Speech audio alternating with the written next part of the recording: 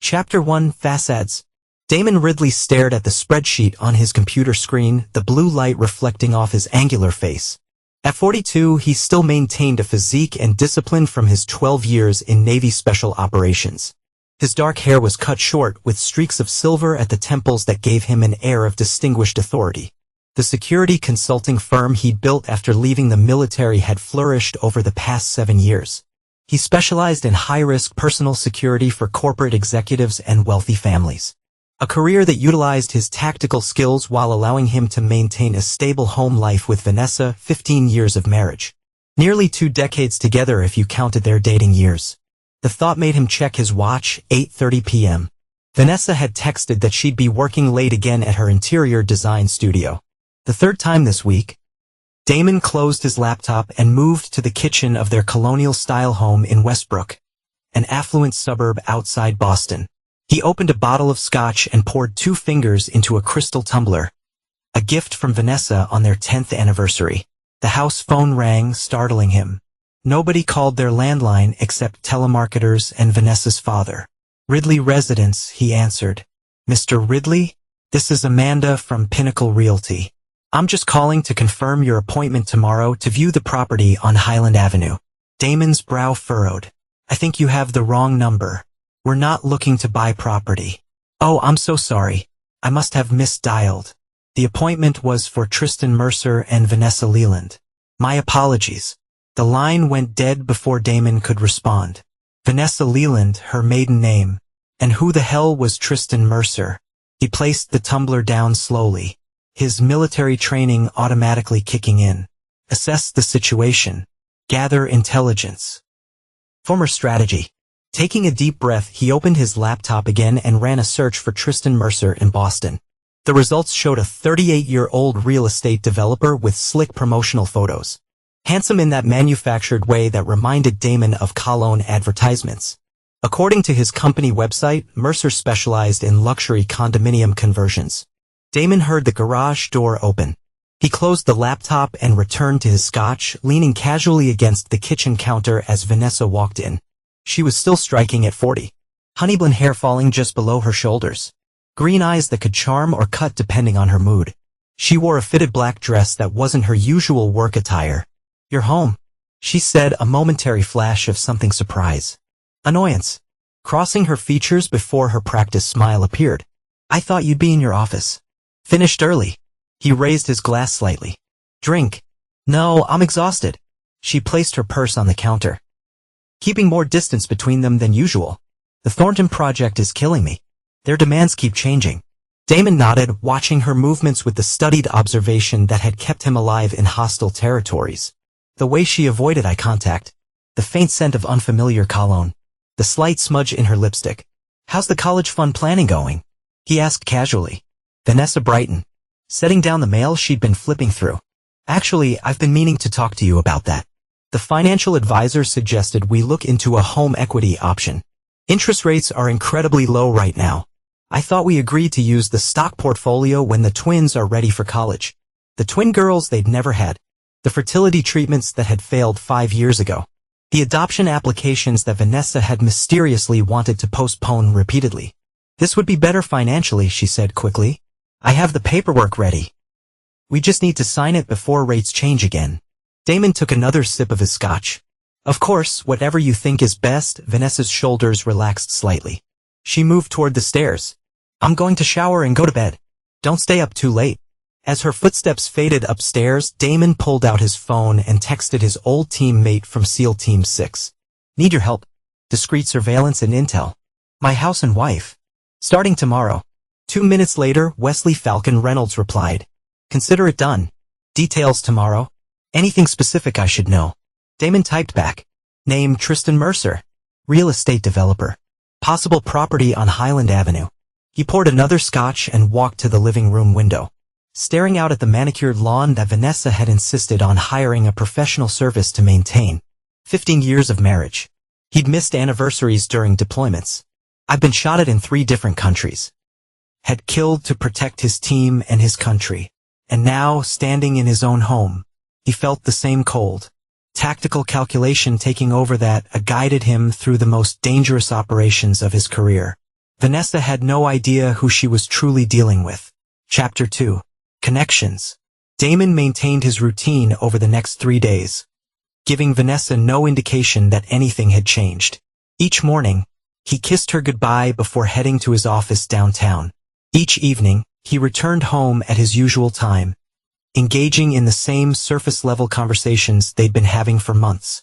Meanwhile, Wesley was conducting surveillance, documenting Vanessa's movements and interactions.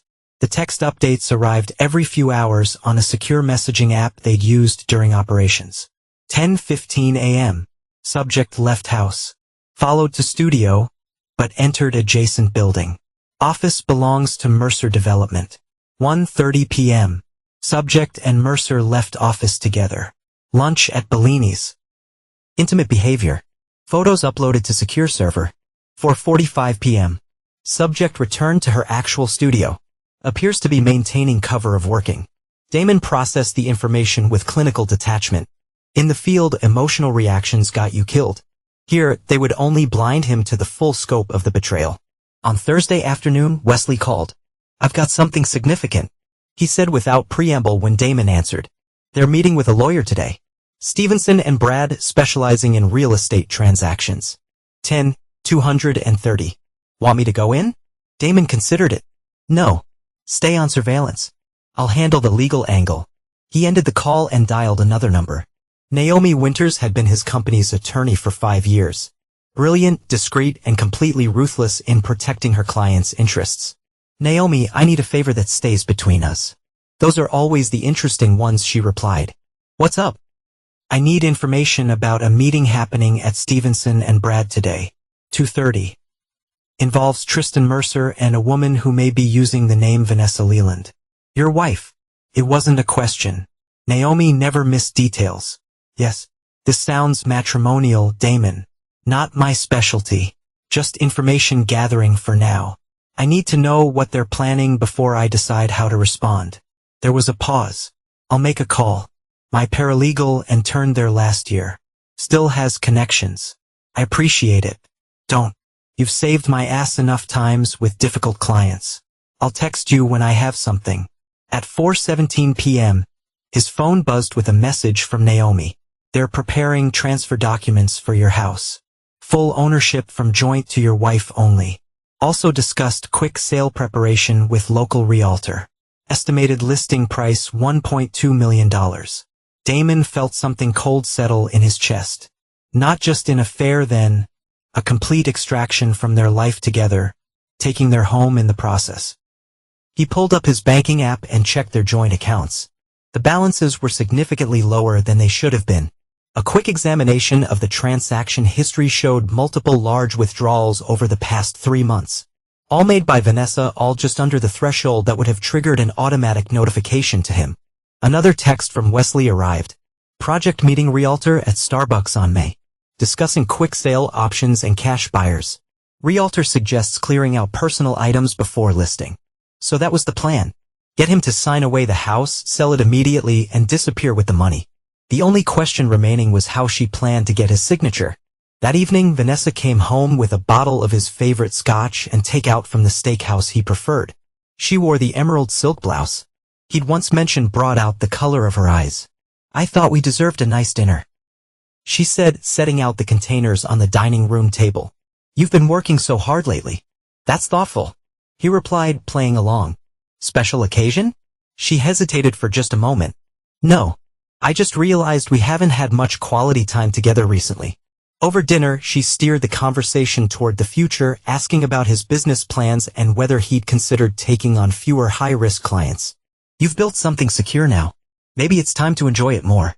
"Perhaps," he said, refilling her wine glass. "You mentioned college fund paperwork earlier this week." Her eyes lit up. "Yes. I have everything ready. The timing is perfect with these interest rates. We just need to sign and we'll be all set." She reached for her purse and pulled out a folder.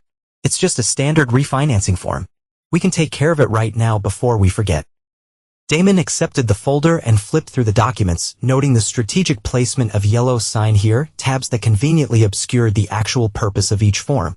The transfer deed was disguised among refinancing paperwork buried on page 7 where a casual signer would never notice. "Looks good," he said, closing the folder. "But let's do this properly tomorrow. I'll have Naomi review it first, standard procedure for any financial decision over $50,000. Vanessa's smile faltered. "That's not necessary. The rate offers expires tomorrow. We should just handle it now." He murmured, taking another bite of steak. "What's the exact rate they're offering again?" 3.2%, she said quickly. "Impressive. Who's the lender?" "It's through Boston First. I told you that already."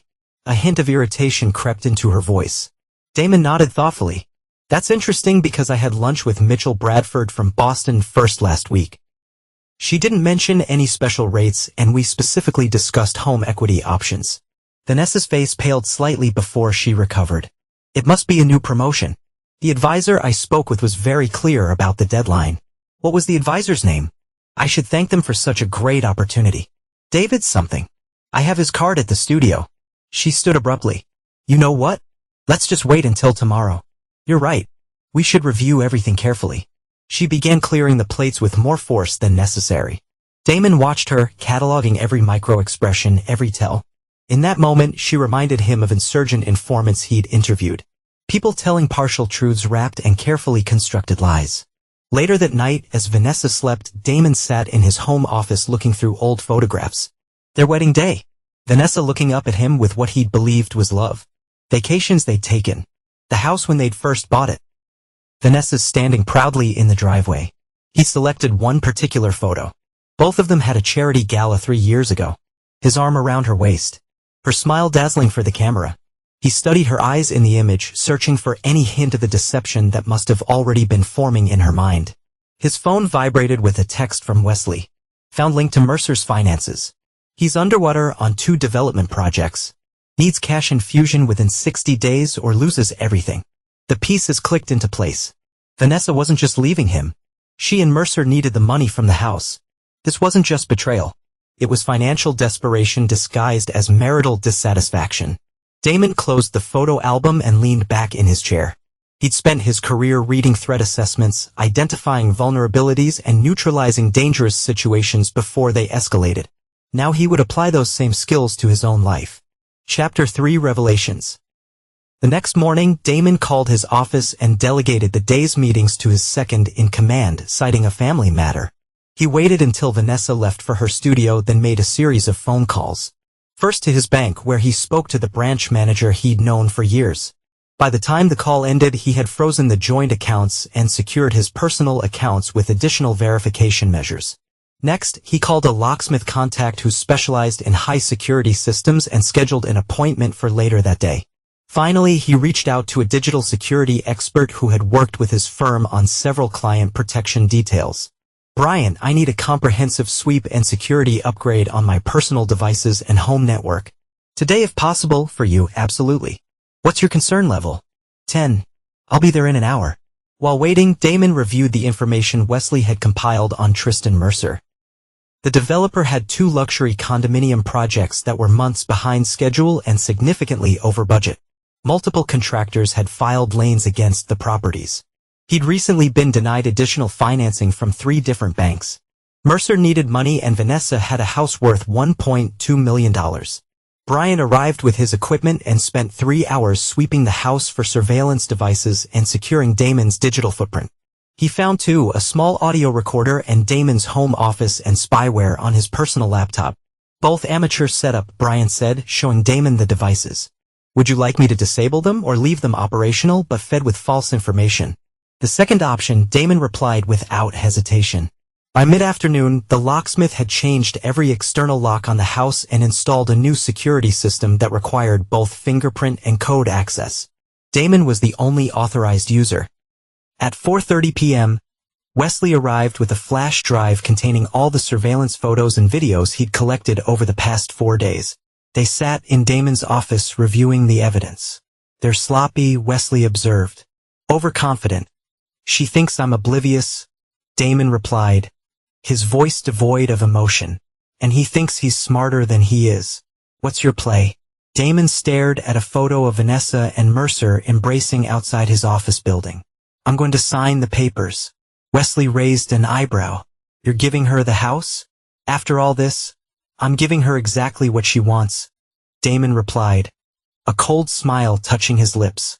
And then I'm taking everything. At 6:15 p.m., Vanessa returned home to find Damon sitting in the living room, the folder of documents open on the coffee table before him, his signature freshly applied to each flag page. You're home early, she said, hiding her surprise poorly. Finish my meetings ahead of schedule, he replied. I decided to review these papers you've been so eager for me to sign. The college fund refinancing, right? Vanessa's eyes flicked to the signed documents. Yes, exactly. Did you sign them? I did. All taken care of. He closed the folder and handed it to her.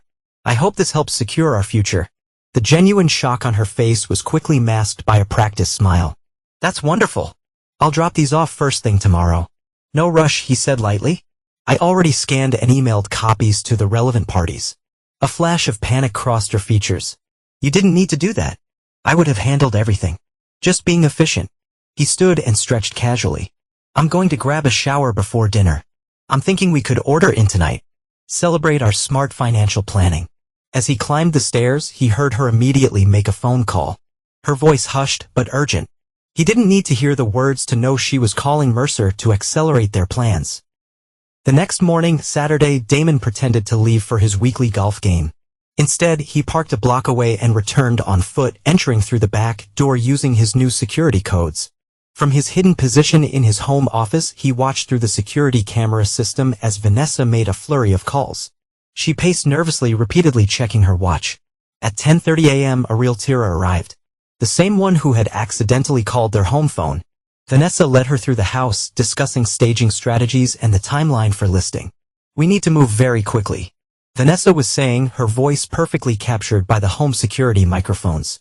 My husband has signed the transfer documents. Once they're processed Monday morning, we can list immediately.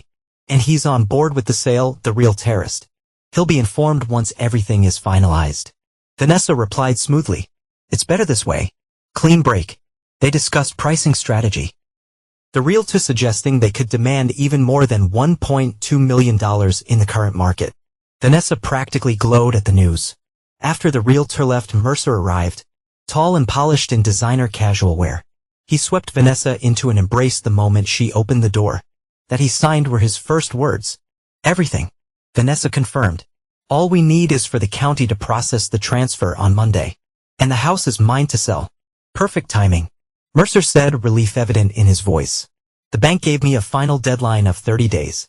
With this cash infusion, we can save both projects and still have plenty left over. For a fresh start, Vanessa added, kissing him. Mercer pulled back slightly. Are you sure he doesn't suspect anything? Vanessa laughed. Damon? He trusts me completely. He's been checked out of this marriage for years. Barry didn't his work, barely noticing I exist. Getting his signature was almost too easy. When will you tell him? Monday morning after the transfer is complete. I'll give him until Friday to move out. Damon watched the exchange with cold detachment, recording everything. In his former profession, he learned that the most dangerous moment was when you believed you'd already won. Vanessa and Mercer were already celebrating their victory, blind to the counterattack being prepared. As they continued talking, Damon silently left the house the same way he had entered. He had everything he needed. On Sunday evening, he acted completely normal, helping Vanessa prepare dinner and discussing an upcoming business trip he'd fabricated. She was visibly anxious, checking her phone frequently but working hard to maintain her facade. Everything all right? He asked over dinner. She seemed distracted, just thinking about a challenging client. She replied, nothing important. He nodded sympathetically. Monday will be here soon enough. She looked up sharply. What Monday? He repeated innocently. Fresh start to the week always helps put things in perspective. Of course, she agreed, relief flooding her features. A fresh start. Damon raised his wine glass to new beginnings. Vanessa hesitated for just a moment before touching her glass to his, to new beginnings. He smiled, the expression never reaching his eyes. I have a feeling this week is going to change everything. Chapter 4, Unmasking. Monday morning arrived with cloudless skies and unusual warmth for early October. Damon rose at his customary 5:30 a.m., completed his workout in the home gym and prepared breakfast. By the time Vanessa came downstairs at 7:15, he had coffee waiting and was reading the newspaper at the kitchen island. "You're in a good mood," she observed cautiously, accepting the mug he offered. "Beautiful day," he replied, "and I've cleared my schedule to work from home today." Her coffee cup froze halfway to her lips. "Oh, any particular reason? Just felt like a change of pace." He folded the newspaper and stood. "Don't let me keep you from your busy day." Vanessa hesitated, clearly recalculating. "Actually, I might work from home as well. We could have lunch together." "Unfortunately, I have a video conference at noon that might run long," he said smoothly. "Don't change your plans on my account." She wavered visibly before nodding. "I should go in, client meetings, you know how it is." Of course, Damon watched her rush through her morning routine and leave 30 minutes earlier than usual. The moment her car disappeared down the street, he called Wesley. "She's heading out now. Stay on her." "Roger that." 10 minutes later, his phone buzzed with an update.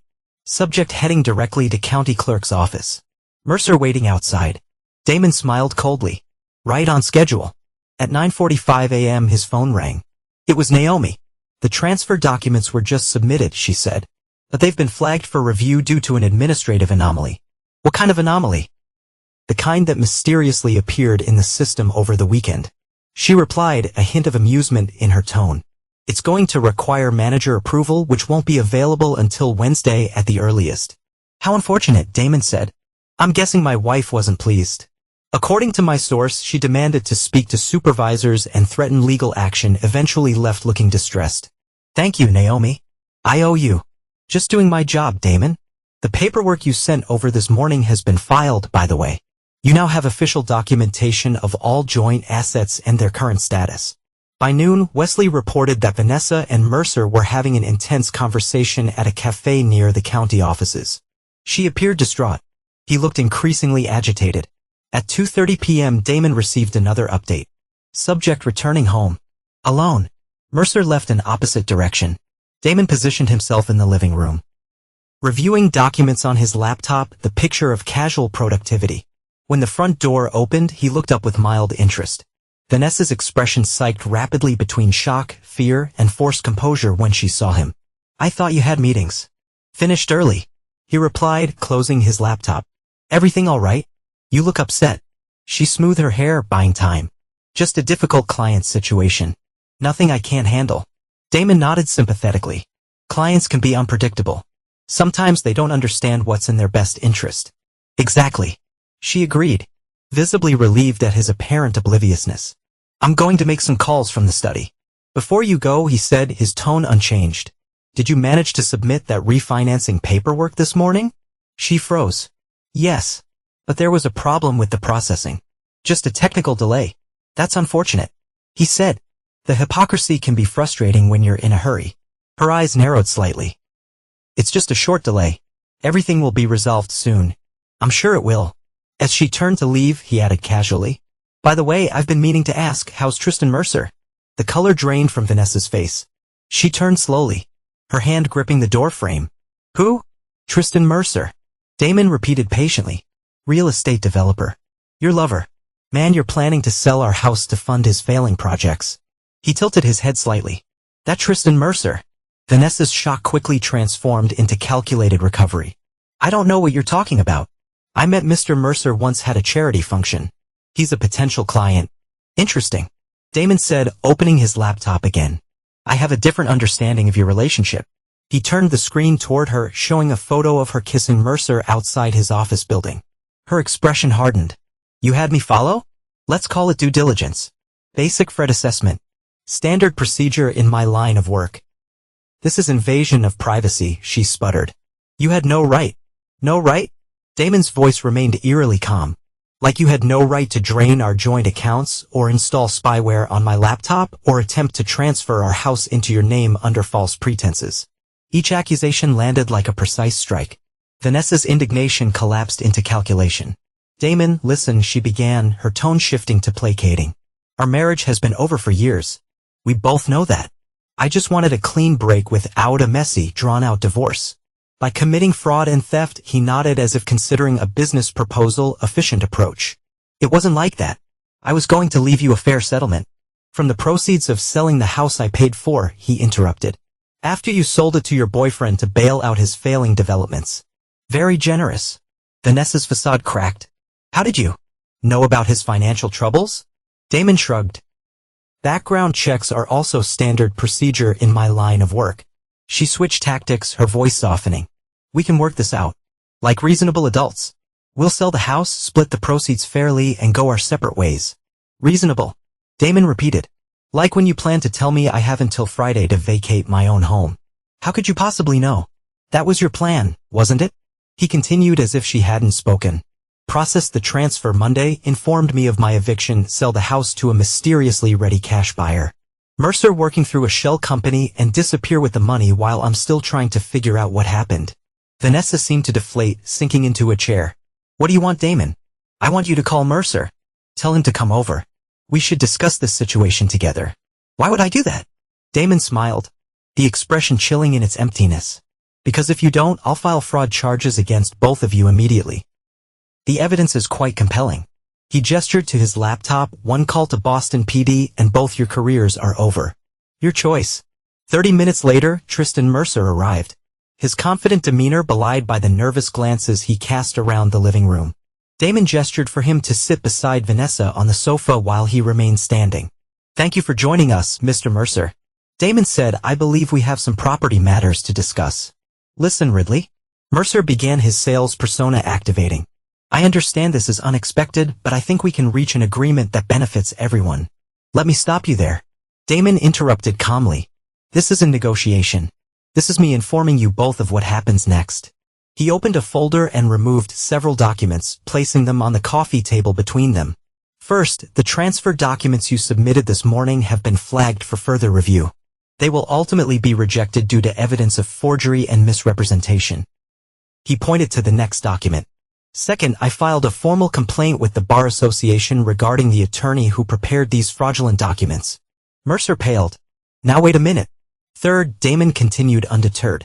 I've documented every unauthorized withdrawal from our joint accounts over the past 3 months. He looked directly at Vanessa. The total comes to $218,500. You have 24 hours to return those funds before I filed criminal charges. Vanessa's composure finally shattered. You wouldn't dare. It would be your word against mine. Actually, Damon said, removing a small digital recorder from his pocket. It would be your word against your own. Would you like to hear how clearly this device captures audio? He pressed play. Vanessa's voice filled the room. Damon trusts me completely. He's been checked out of this marriage for years. Getting his signature was almost too easy. Mercer jumped in. This is entrapment. You can't record people without their knowledge. Massachusetts is a two-party consent state. Damon agreed. Step when there's documented evidence of criminal conspiracy, which there is, or when the recordings are made by home security systems, which these were, on property iron. He turned to Vanessa. You should have researched the law more carefully before plotting to steal my house. What do you want? Mercer demanded. His facade of smooth confidence completely evaporated. From you? Nothing. You're irrelevant. Damon's dismissal was absolute. From my wife, a clean, uncontested divorce with the following terms. He slid another document across the table.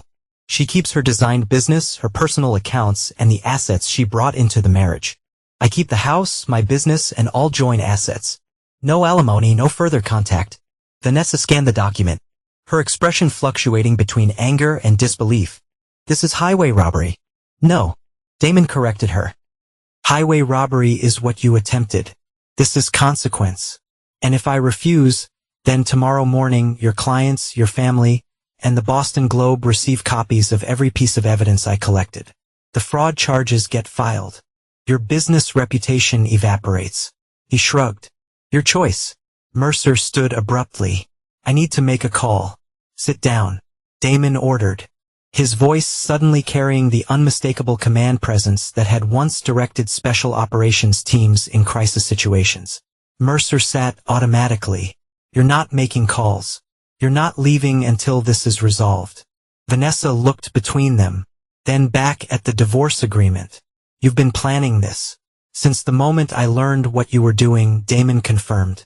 Unlike you, I don't leave things to chance. The confrontation continued for another hour, but the outcome was inevitable. By that evening, Vanessa had signed the divorce papers and agreement to return the withdrawn funds. Mercer had slunk away, already calculating how to save himself from financial ruin without Vanessa's promised windfall. As Vanessa packed a suitcase and strained silence, Damon leaned against the bedroom doorframe. You know what the saddest part is? I would have given you a fair settlement if you just asked for a divorce like a normal person. She zipped the suitcase closed with unnecessary force. You would have fought me on everything. This was cleaner. He repeated, that's one word for betrayal. Like you're innocent, she snapped. Always gone. Always putting your work first. The great protector who couldn't be bothered to notice his own wife's unhappiness. I noticed, he said quietly, I just mistakenly thought we were working through it together. My error. She lifted her suitcase. I'll send for the rest of my things. You have until the end of the week, he replied. After that, anything left becomes property of the house. Just like you planned for my belongings. As she walked down the stairs, he added, one last thing, Vanessa. She paused without turning. If you ever try to contact me again after our divorce is finalized, I'll release everything I have. Every recording. Photo. Bank statement. Is that clear? Her shoulders stiffened, but she nodded once before continuing down the stairs. After the front door closed, Damon walked to his office and poured a scotch. He should have felt triumphant. Instead, he felt hollow. 15 years of marriage ended on both sides. His phone buzzed with a text from Wesley, subject picked up by Mercer heading toward downtown hotel. Continue surveillance? Damon typed back. No. Stand down. Phase 1 complete. He took another sip of scotch and stared out the window at the darkening sky. Phase 1 had been defensive, protecting what was his, preventing their plan from succeeding. Phase 2 would be something else entirely. Dr. 5 consequences. The following morning, Damon awakened in an empty house that felt both strange and familiar. He performed his usual routine, refusing to allow disruption to his patterns. Discipline was survival. A lesson learned in war zones that served him equally well in this personal battlefield. At 8:15 a.m. his attorney called. The executed divorce agreement has been filed, Naomi confirmed. Given the circumstances and your documentation, we've requested expedited processing. With luck, you could be legally divorced within 60 days rather than the usual waiting period. And the house. The fraudulent transfer has been completely nullified. The property remains in both names until the divorce is finalized, at which point it transfers solely to you as per the agreement. Thank you. There's something else. Naomi added, her tone shifting. We received notification that Vanessa has retained counsel, Boyd Prescott. Damon recognized the name immediately. Prescott had a reputation as an aggressive divorce attorney who specialized in getting settlements overturned. She's challenging the agreement already. Not officially, Naomi clarified. But hiring Prescott sends a clear message. She's likely claiming to wrest or coercion in signing. She has no grounds. Everything was documented. I agree. But be prepared for her to try renegotiating through legal channels. After ending the call, Damon accessed the security system remotely. The cameras showed an empty house, exactly as expected. He switched to the GPS tracker he'd placed on Vanessa's car weeks ago, when his first suspicions arose. The signal showed her at an address in Back Bay, likely Mercer's condo. His phone rang again. The caller ID displayed, Porter Leland, Vanessa's father. Damon considered ignoring it, then answered on the fourth ring. Porter, to what do I owe the pleasure?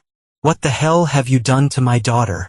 Porter's voice was tight, with controlled fury. At 70, the retired banking executive still commanded the authority that had intimidated Wall Street for decades.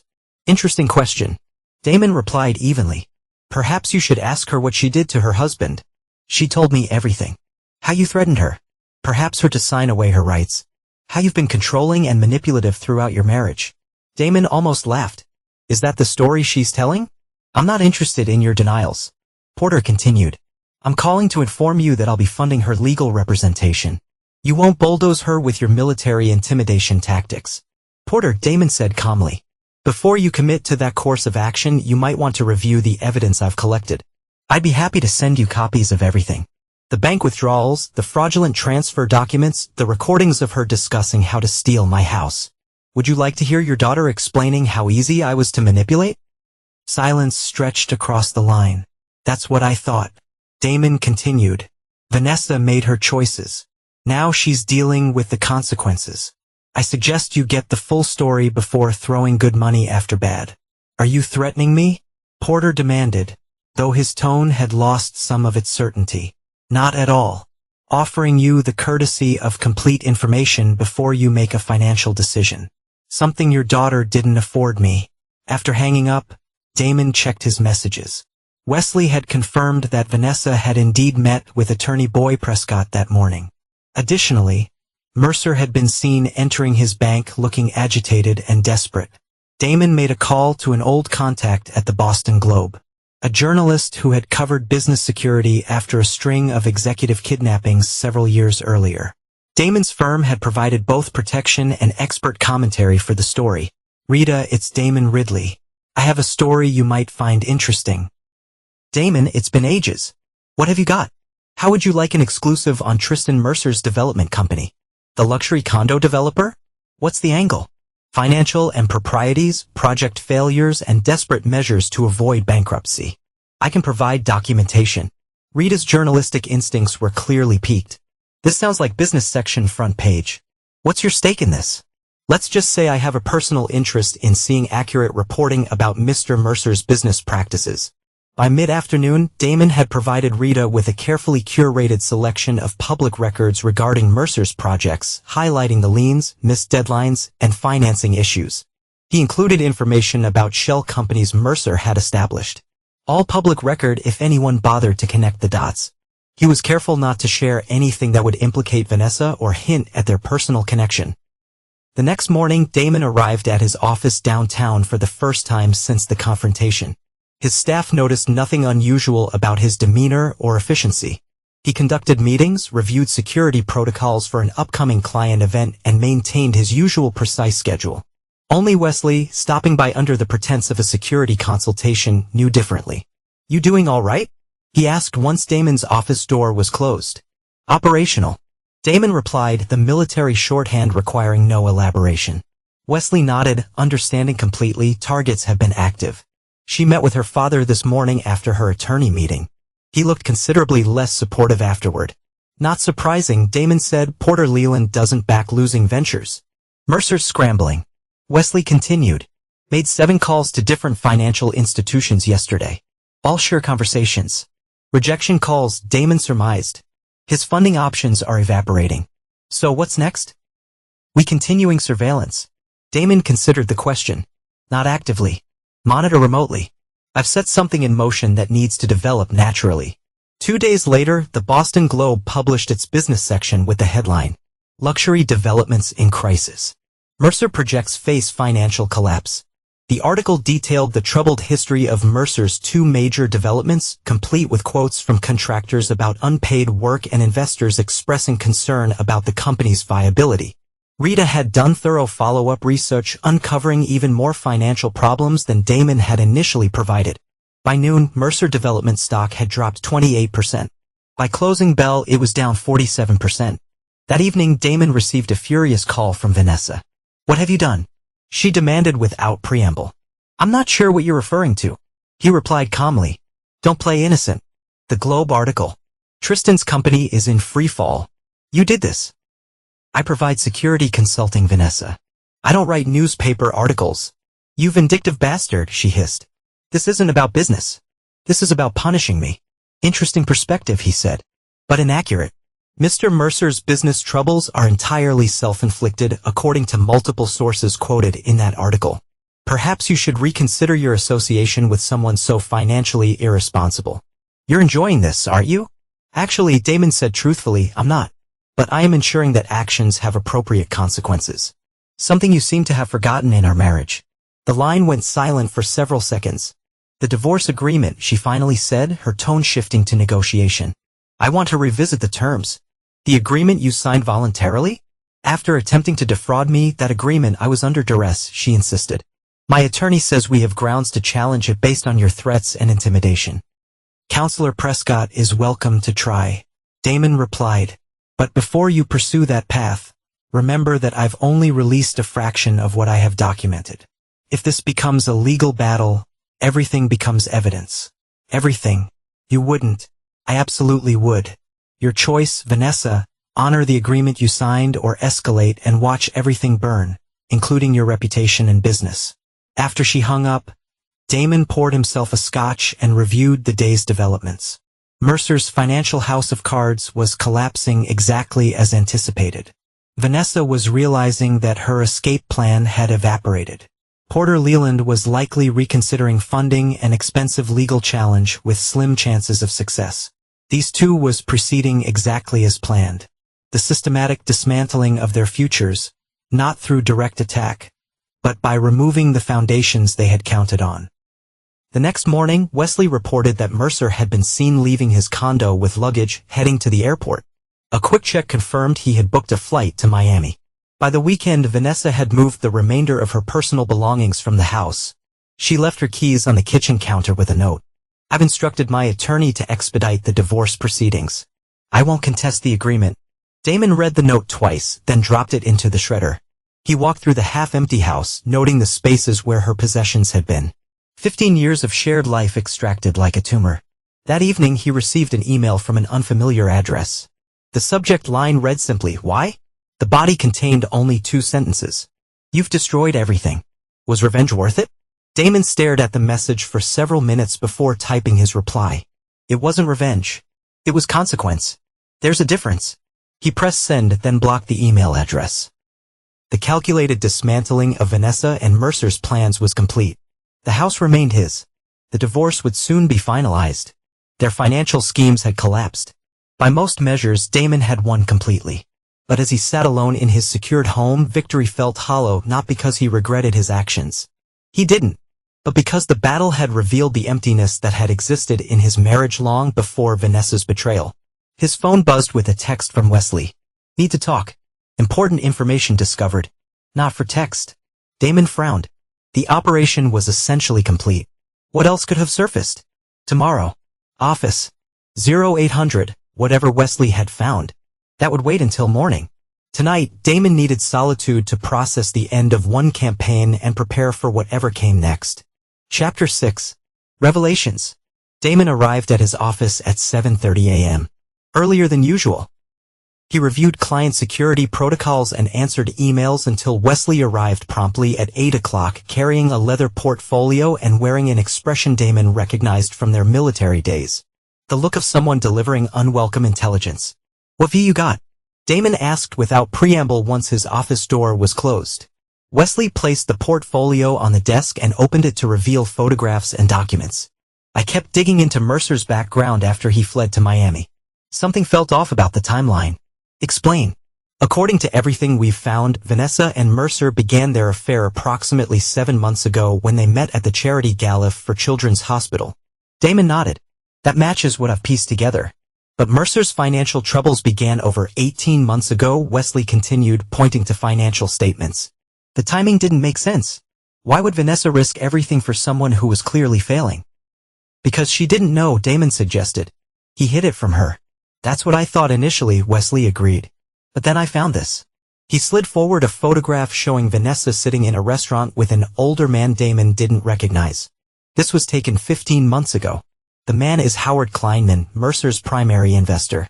Damon studied the image. "Business meeting? Look at the next one." The second photo showed Vanessa and Kleinman leaving a hotel together. His hand placed intimately at the small of her back. "She was involved with Kleinman before Mercer," Damon said, processing the information. "It gets more complicated." Wesley produced another document. This property records for a beach house in Nantucket. This property was purchased by a shell company 14 months ago. The beneficial owners are listed as Howard Kleinman and Vanessa Leland Ridley. Damon's expression hardened. "She's been planning her exit for over a year. At least, Wesley confirmed. But here's where it gets interesting. 3 months after that property purchase, Kleinman suddenly divested from all Mercer projects. That's what started Mercer's financial spiral. And shortly after that, Vanessa began her relationship with Mercer." Damon continued, seeing the pattern. "Not a coincidence." "I don't think so."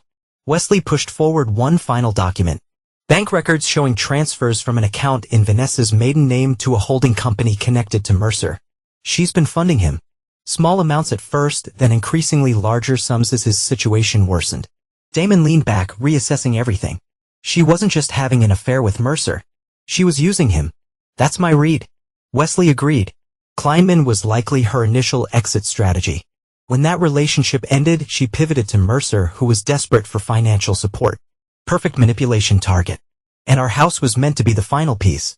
Damon concluded. The big payoff that would solve Mercer's problems and fund her disappearance. He shook his head slightly. I underestimated her. There's one more thing. Wesley said, his expression grim. I tracked Kleinman's movements after his split with Vanessa. He died 4 months ago, voting accident in the Bahamas. Damon's eyes narrowed. Accident? Officially, yes. But there were inconsistencies in the investigation. His family pushed for more thorough review. But it was ultimately ruled accidental death. The implications hung in the air between them. Damon stood and walked to the window, staring out at the Boston skyline as he processed this new information. We're not dealing with a simple affair and financial fraud, he said finally. This is something much more calculated. Something potentially criminal, Wesley added. The timing of Kleinman's death, the financial transfers, the property holdings, it suggests a pattern of behavior beyond opportunistic betrayal. Damon turned back to face his friend. Does she know you've uncovered this? No. I've been extremely careful. Just cutouts and secure methods for all research. Good. Keep it that way. Damon returned to his desk and organized the documents. This changes our approach. We're no longer in containment mode. We need to understand the full scope of what we're dealing with. What's the play? Wesley asked. Continue gathering information but with enhanced security protocols. If Vanessa's suspects were looking beyond the affair with Mercer, she might take more drastic measures. You think she's dangerous? Damon considered the question carefully. I think we don't know what she's capable of, and that makes her unpredictable. After Wesley left, Damon canceled his remaining meetings and spent the day reviewing everything they had uncovered. The portrait that emerged was disturbing. Not of a wife having an impulsive affair, but of an operator who had been planning her extraction for over a year, using multiple men as stepping stones and discarding them when they were no longer useful. Once she intended the same for him all along, was their entire marriage part of some longer-term strategy? As evening approached, Damon received a text from a number he didn't recognize. Need to meet. Important information about V. Brooklyn Coffee, 7 p.m. Come alone. T. Tristan Mercer. The message was unexpected. Mercer had supposedly fled to Miami. Why would he risk returning to Boston? And what information could he possibly have that would warrant a face-to-face meeting? Even considered ignoring the message. It could be a trap. But if Mercer had discovered something about Vanessa's deeper plans, it might fill critical gaps in Damon's understanding. He texted Wesley. Possible meeting with him tonight. Need surveillance and backup. Brooklyn Coffee, 7 p.m. Wesley's response was immediate. Too risky. Could be set up. Damon agreed, but replied. Control risk? Need to hear what he knows. Set perimeter, exit routes. Standard protocol. At 6:45 p.m. Damon approached Brooklyn Coffee from the east, having parked 3 blocks away. The small cafe was half empty, with no sign of Mercer or anyone suspicious. Wesley had confirmed 2 positions with clear sight lines, one across the street and another in an unmarked van with surveillance equipment. Damon ordered a black coffee and selected a table in the corner with his back to the wall, allowing him to observe both the main entrance and the side door leading to the alley. At exactly 7 p.m. Mercer entered, looking haggard and nervous. He spotted Damon and approached cautiously, sliding into the chair opposite without ordering anything. I didn't think you'd come, Mercer said, his usual polished demeanor completely absent. Curiosity. Damon replied simply, what are you doing back in Boston? I thought you fled to Miami. I did. I came back because I found something you need to see. Mercer glanced around nervously before placing a small USB drive on the table. It's about Vanessa. And Howard Kleinman. Damon didn't reach for the drive. What about them? They were involved before me.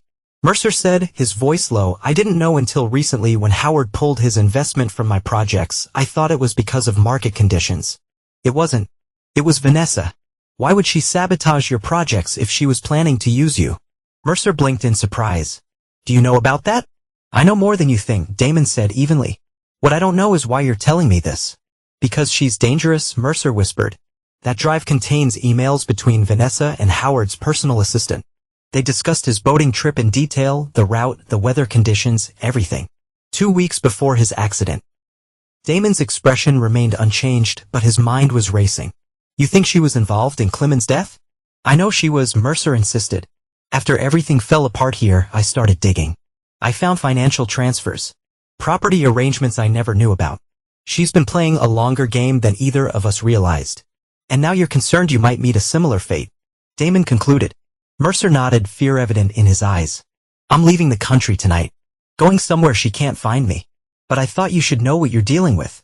Why the sudden attack of conscience? With preservation, Mercer admitted. If anything happens to me, someone needs to know the truth. And despite everything, you seem like someone who can handle this information appropriately. Damon considered this for a moment, then picked up the USB drive. What do you want to return? Nothing. Just the knowledge that she won't get away with it completely. Mercer stood. I'd suggest you be careful. Very careful.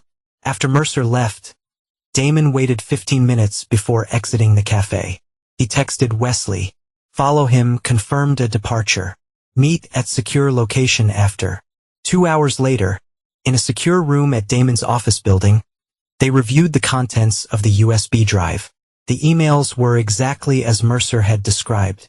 Detailed discussions about Kleinman's boating itinerary, with particular attention to isolated sections of the route, where cellular service would be unavailable.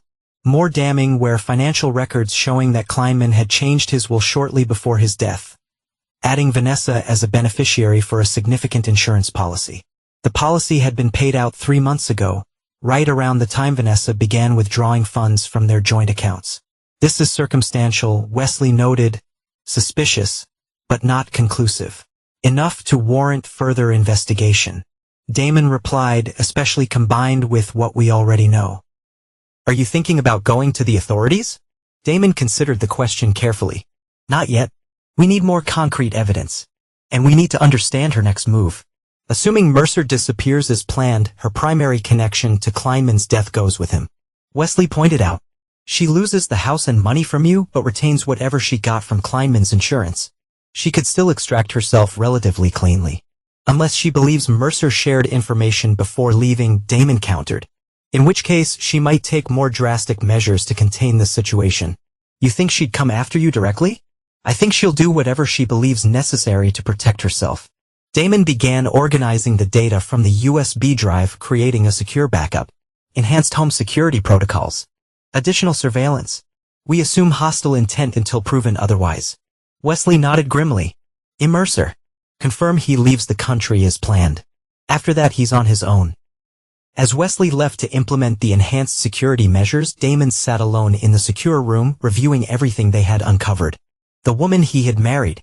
The woman he had built a life with for 15 years was a stranger. A potentially dangerous stranger who had already orchestrated one person's death and the financial ruin of another. What did she plan for him if her original scheme had succeeded? A quick disappearance with his money or something more permanent like Kleinman's accident? The questions were disturbing, but Damon approached them with the same tactical analysis he had applied in combat situations. Emotional reactions could wait. Right now he needed clarity and strategy. His phone buzzed with a text from an unknown number. We need to talk. Last chance to resolve this amicably. Your choice. Vanessa. Using another burner phone. The implied threat was clear. Damon didn't respond immediately. Instead, he reviewed the security footage from the cameras outside Brooklyn Coffee. There, a figure in a parked car across the street, watching the entrance. The angle wasn't ideal, but the silhouette was unmistakably female. She had been monitoring his meeting with Mercer.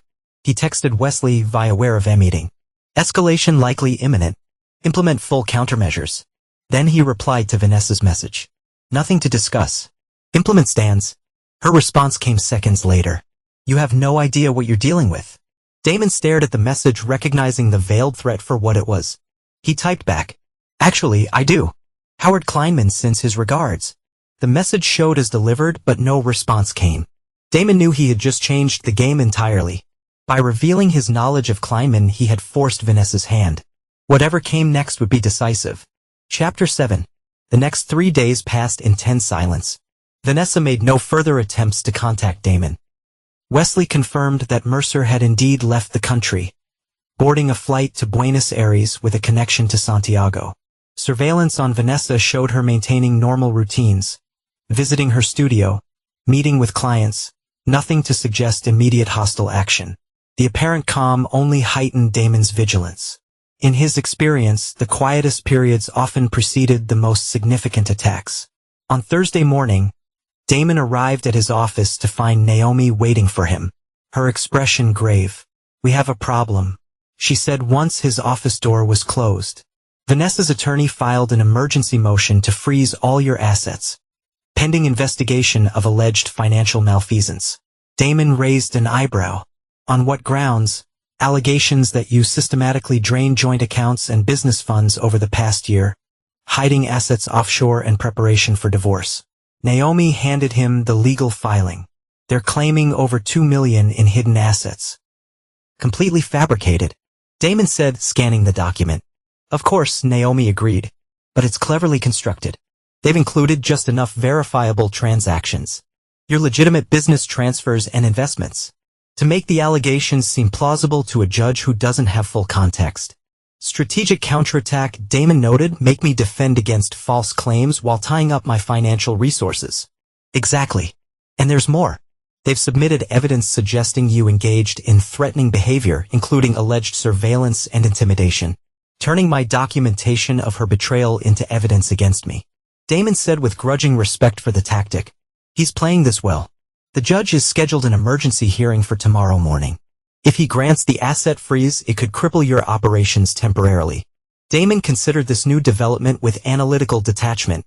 "She's attempting to neutralize my financial advantage while poisoning the narrative.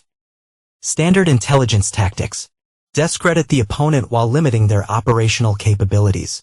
This isn't a military operation, Damon," Naomi cautioned. "This is family court. Different rules apply." "Same principles," he countered. "Vanessa wants to control the battlefield by changing the terrain. We need to deny her that advantage." For the next several hours, Damon and Naomi prepared their response to the emergency motion, gathering documentation that refuted each false claim while highlighting Vanessa's own financial and proprieties. By late afternoon, they had assembled a comprehensive counter-filing that not only defended against the accusations but revealed their tactical nature. "This should be sufficient," Naomi said, reviewing their work. "Judge Harriman is generally skeptical of emergency freezes without substantive evidence. I think we can prevent the immediate asset restriction, but the broader allegations will still need to be addressed in court. That's all we need for now," Damon replied. "Tactical victory that preserves operational capability." After Naomi left, Damon received a call from Wesley. "We've got movement," his friend reported. "Subject just met with a man outside her studio. Not a known associate." They spoke briefly, then he handed her an envelope. "Description? Mid-50s. Military bearing. Nondescript clothing. Behave like a professional. Iron facial recognition through our security database. Former MARSOC operator named Russell Dixon. Now works private sector." Damon frowned. MARSOC Marine Special Operations Command. Dixon would have similar training and capabilities to his own. "Stay on him. Don't engage.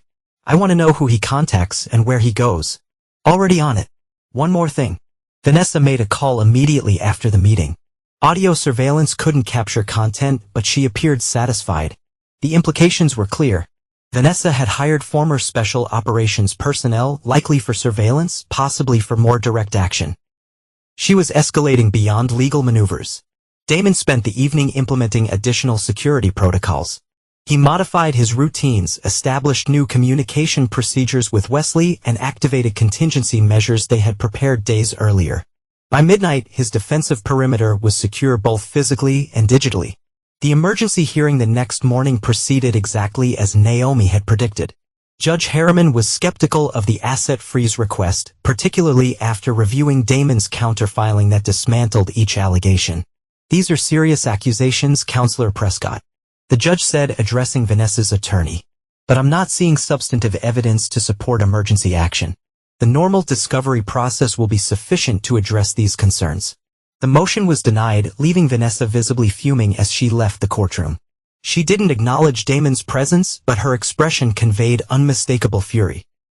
Outside the courthouse, Damon noticed a man matching Dixon's description watching from across the street. Their eyes met briefly, professional recognition between operators with similar backgrounds. "He's sending a message," Damon murmured to Wesley as they walked to their car. "Letting us know we're under observation. Standard intimidation tactic." Wesley agreed. "Want me to send a countermessage?" "Not yet. Let's see how this plays out." That afternoon, Damon's security team identified 2 additional surveillance positions near his home and office, professionally established, difficult to detect without specialized equipment. Vanessa was investing significant resources in monitoring his movements. She's building intelligence for something Wesley assessed as they reviewed the surveillance data. This isn't just about knowing your whereabouts. Agreed, she's mapping patterns, identifying vulnerabilities. Damon studied the positioning of the observation points.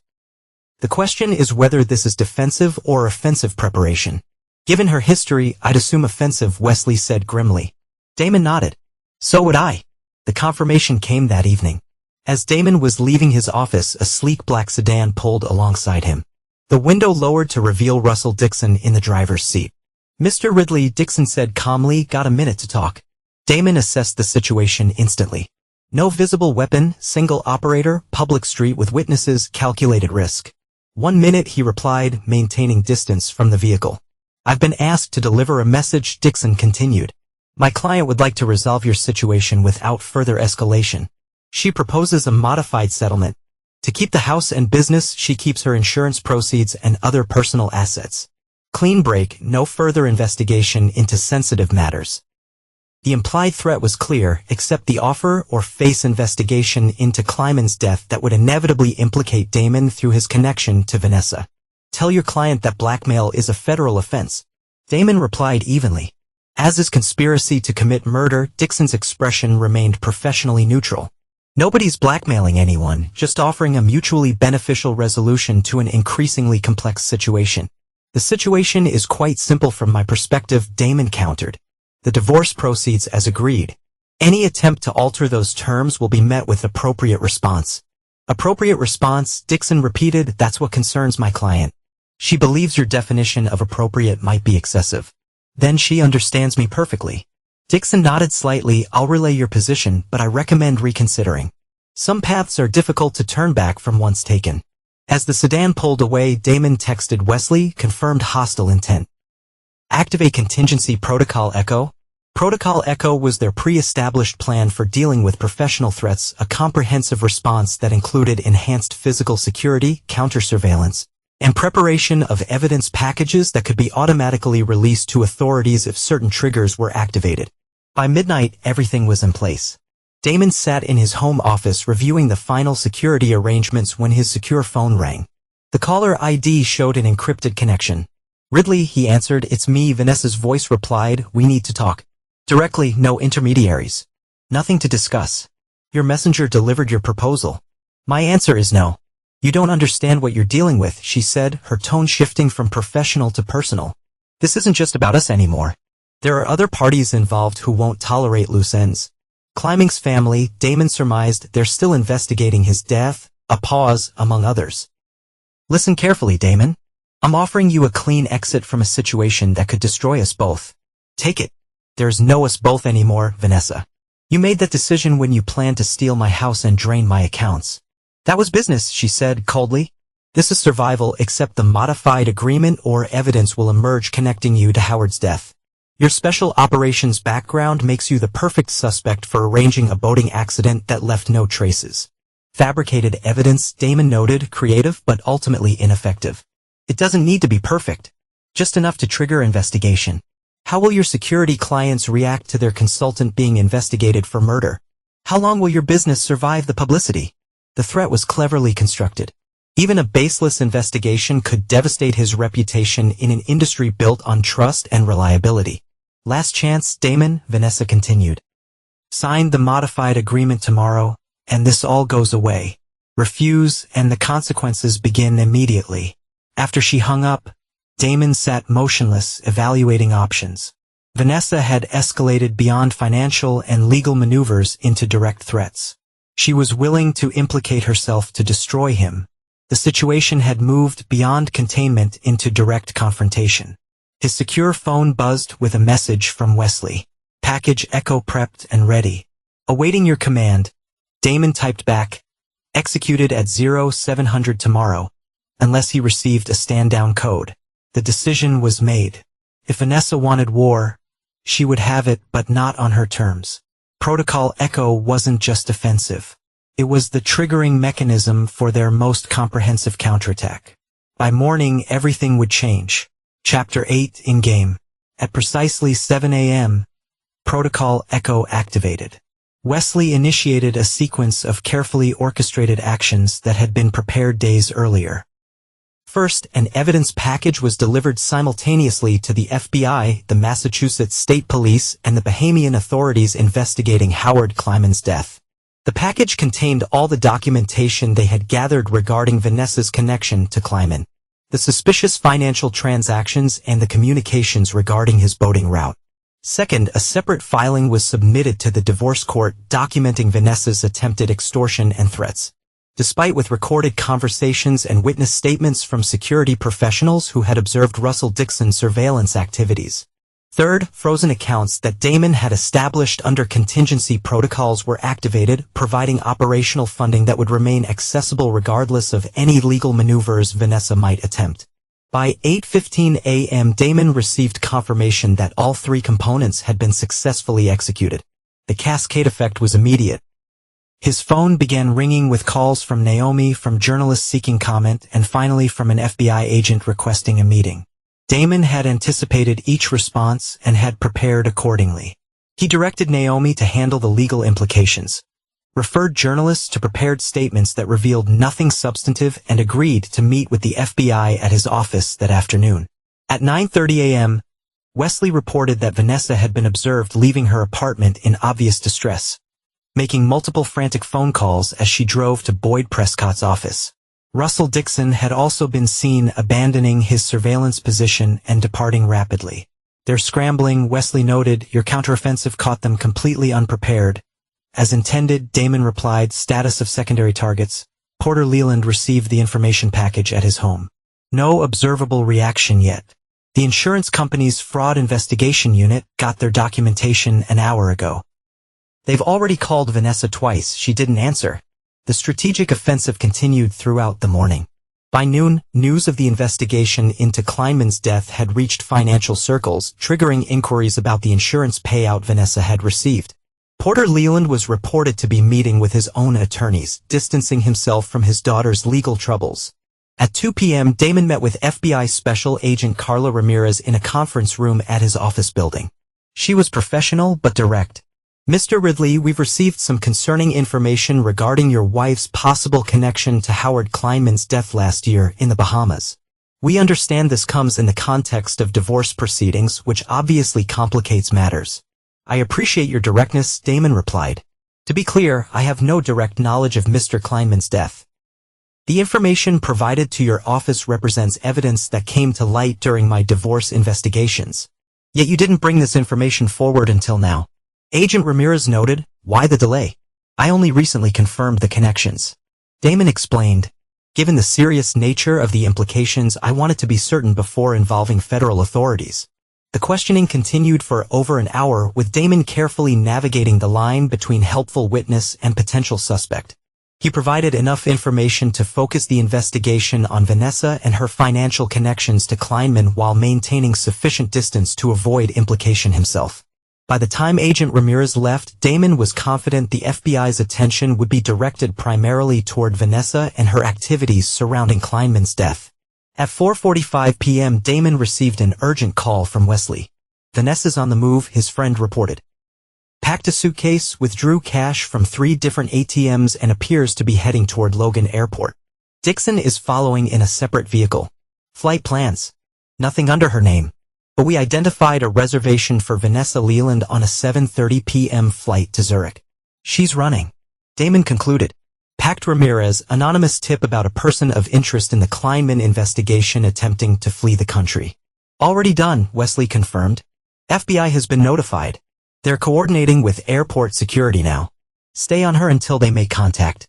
Damon instructed. I want confirmation of interception. At 6:12 p.m., the confirmation came through.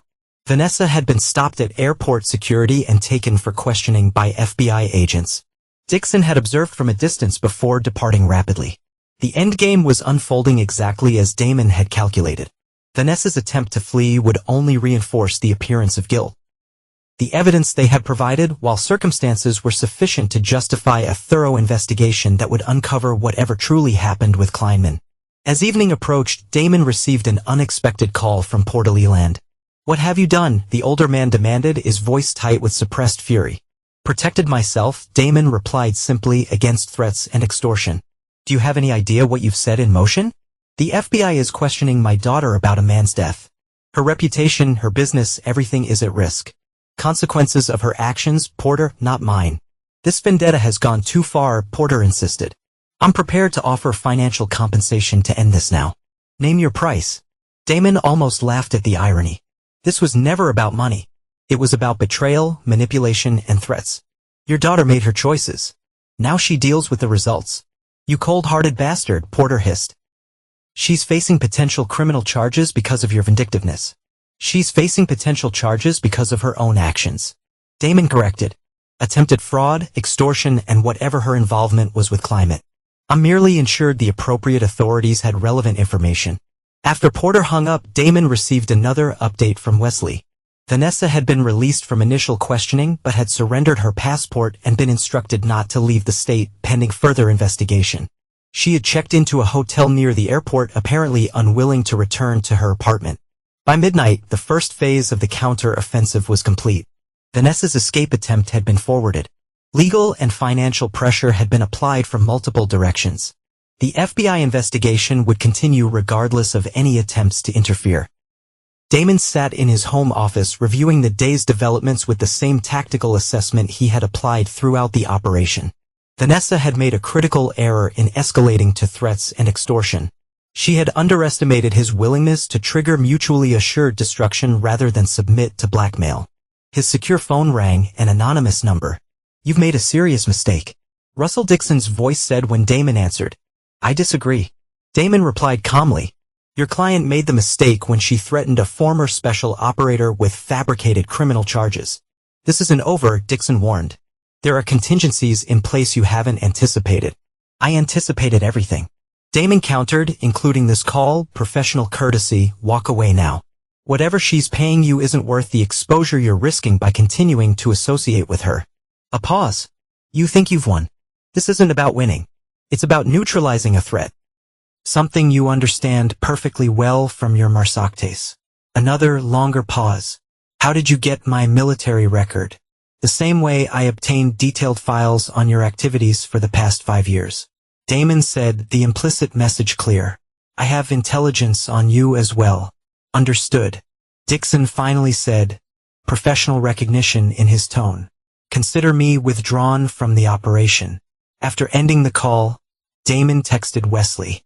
Dixon neutralized, monitored to confirm disengagement. The response came quickly. Will verify. Status of primary target? Contained. No immediate threat. Maintain surveillance. Damon poured himself a scotch and walked to the window, looking out at the quiet suburban street. The tactical phase was nearly complete. Vanessa had been neutralized as a threat. Her plans disrupted. Her escape prevented.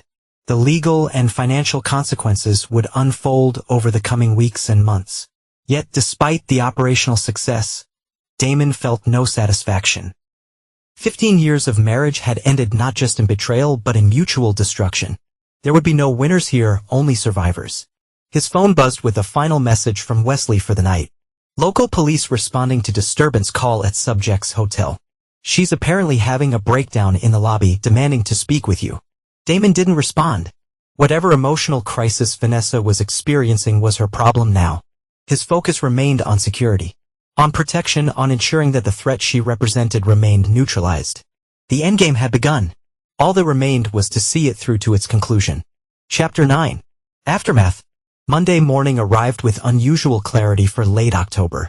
Damon completed his regular fitness routine, reviewed security protocols for the day, and drove to his office following a carefully varied route that avoided predictable patterns. The weekend had brought significant developments. Vanessa had been formally interviewed by FBI agents regarding Howard Kleiman's death. According to Wesley's sources within local law enforcement, she had initially maintained composure before eventually revealing details about her relationship with Kleiman's that aligned with their evidence package. Tristan Mercer had been contacted by authorities in Chile where he had apparently established temporary residence. His cooperation with the investigation was reported to be fulsome and immediate, clearly prioritizing self-preservation over any lingering loyalty to Vanessa. The insurance company that had paid out Kleiman's policy had initiated their own fraud investigation, freezing the remaining funds in Vanessa's accounts pending resolution. Porter Leland had publicly distanced himself from his daughter's legal troubles, issuing a statement through his attorney that he had no knowledge of or involvement in any improper activities. At 10:15 a.m., Naomi arrived at Damon's office with updates on the divorce proceedings. Judge Harriman has reviewed the new filings regarding the attempted extortion, she reported. Given the circumstances, he's inclined to expedite the divorce under the original terms you proposed. Vanessa's attorney has withdrawn from representing her. Boyd Prescott abandoned ship, Damon asked, mildly surprised. Apparently, he doesn't handle Kleiman's under federal investigation. Naomi confirmed with professional satisfaction. The court has given Vanessa until Thursday to secure new representation, but unless something dramatic changes, your terms will be approved by the end of next week. Any communication from her directly? Nothing through official channels, Naomi said. Though I understand she's been trying to reach you personally. Damon nodded. The flood of calls and messages from Vanessa had begun Saturday night and continued through Sunday, igniting between threats, pleas for mercy, and bizarre attempts at reconciliation. He had blocked each new number she used without responding. If she contacts your office, direct her to her new attorney once she retains one, he instructed. I have nothing to say to her directly. After Naomi left, Damon received a call from Agent Ramirez. Mr. Ridley, I wanted to update you on our investigation. We've made significant progress regarding Mr. Kleiman's death, largely due to cooperation from multiple parties. I appreciate the courtesy, Damon replied neutrally, though I'm not sure how I can be of further assistance. Actually, we may need your statement regarding certain financial transfers that move through joint accounts you shared with your wife, Ramirez continued. Nothing that implicates you directly, but information that would help establish timeline and intent. Of course, whatever helps your investigation. There's something else, Ramirez added. For tone shifting slightly, your wife has made some counter-allegations regarding your knowledge of and involvement in these matters. I'm not surprised, Damon said calmly. She's demonstrated a pattern of deflection and false accusations throughout our divorce proceedings. We've noted that pattern, Ramirez agreed. Still, procedure requires that we investigate all claims. Would you be willing to submit to a formal interview later this week? Absolutely. I have nothing to hide. By mid-afternoon, Damon had confirmed through Wesley surveillance that Vanessa had checked out of her hotel and moved to a smaller accommodation in Cambridge. She had been observed meeting with a different attorney, one known for handling complicated criminal defense cases. At 4:30 p.m., Damon's direct line rang. The receptionist sounded uncomfortable. Mr. Ridley, I have Porter Leland asking to see you. He's here in the lobby, insisting it's urgent. Damon considered refusing the meeting, then reconsidered. Send him up. Standard security protocols. 5 minutes later, Porter Leland was escorted into Damon's office. At 70, he still carried himself with the authoritative bearing of someone accustomed to command, though his expression showed the strain of recent events. I appreciate you seeing me. Porter began, declining Damon's gesture toward a chair. I'll stand. This won't take long. What can I do for you, Porter? You can drop this findiata against my daughter. The older man said bluntly. Call off the FBI. Stop the insurance investigation. Allow her to retain her dignity and rebuild her life. Damon regarded his former father-in-law with clinical detachment. That's not within my power. Federal investigations don't work that way. Don't insult my intelligence, Porter snapped. We both know you orchestrated this entire scenario. We provided the evidence, pointed authorities in specific directions, created the perfect storm to destroy her.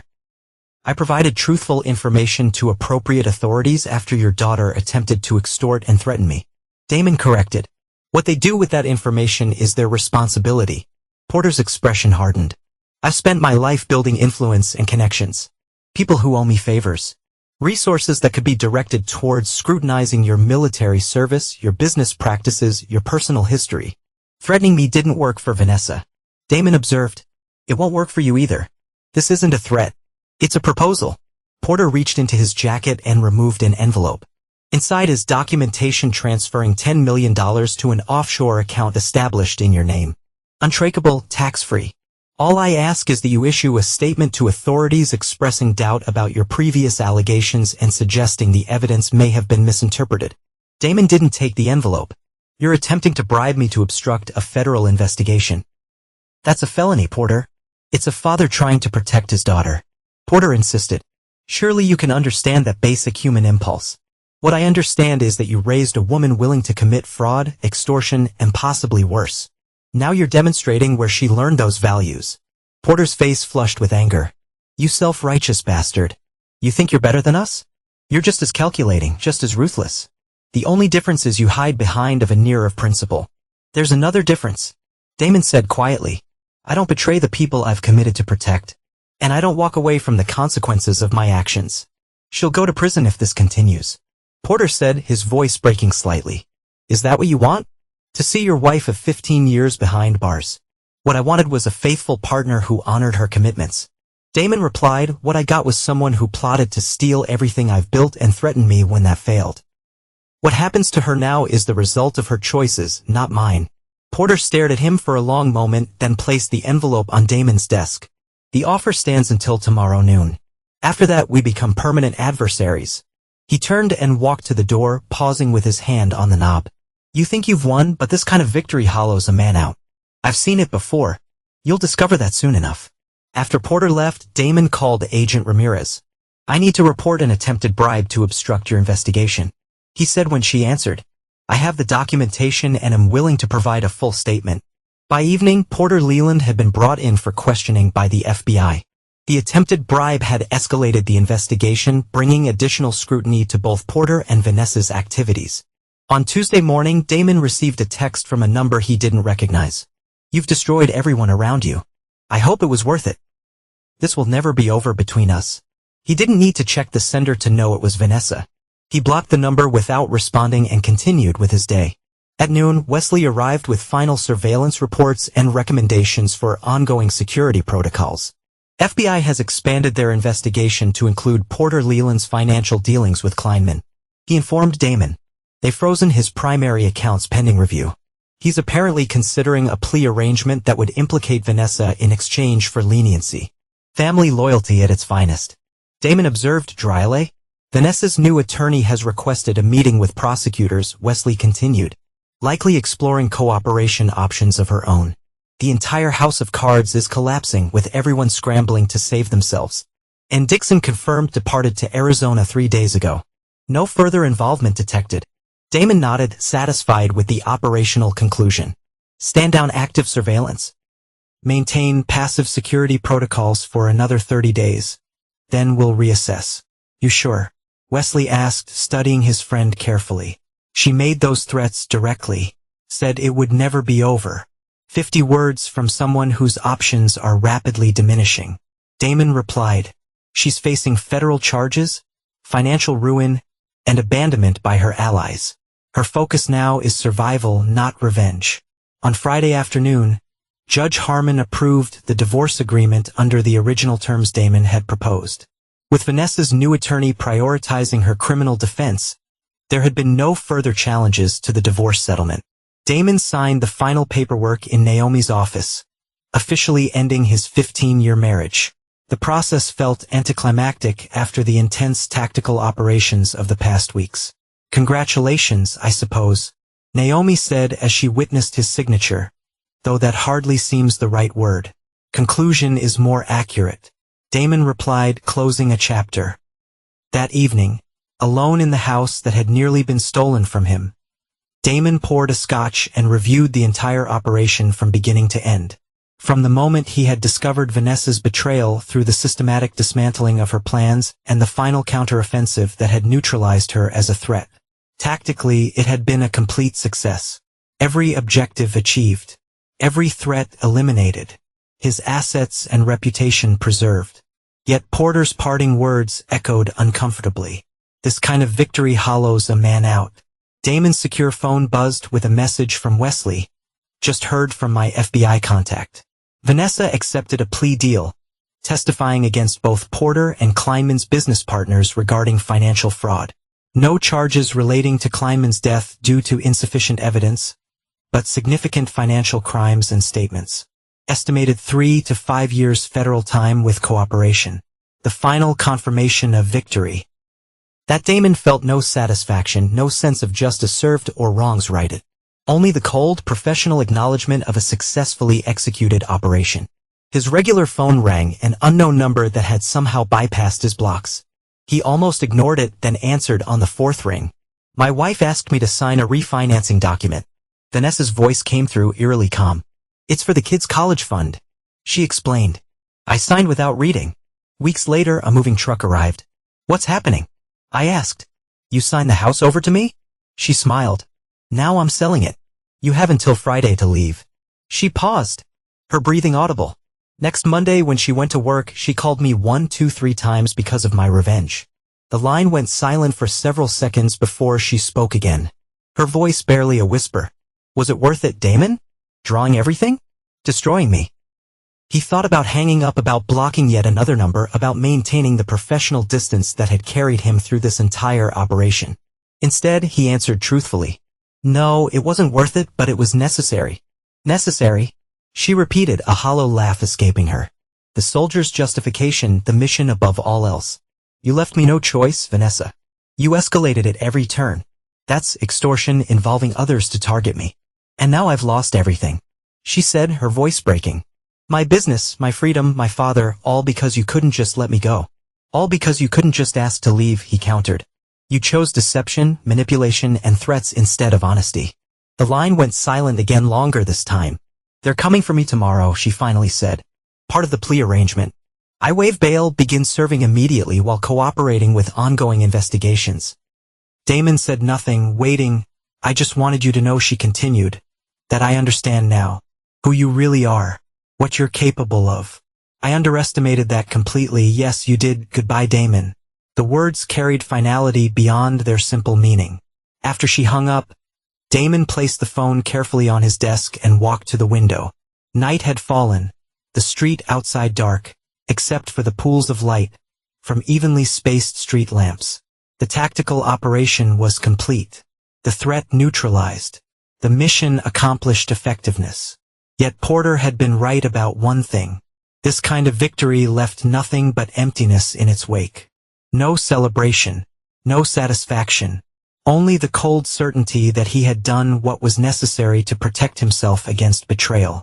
Damon really stood alone in the house he had fought to keep, surrounded by the remnants of a life built on what he now recognized had always been a tactical illusion. Not a partnership, but a temporary alliance that had finally revealed its true nature when tested. He turned from the window and returned to his desk, opening his laptop to review security protocols for an upcoming client assignment. The past was concluded. The mission was complete. All that remained was to move forward with the same precision and control that had guided him through the calculated revenge that had protected what was his. Nothing less. Nothing more. The soldier's code in a battle he had never wanted but had been completely prepared to win.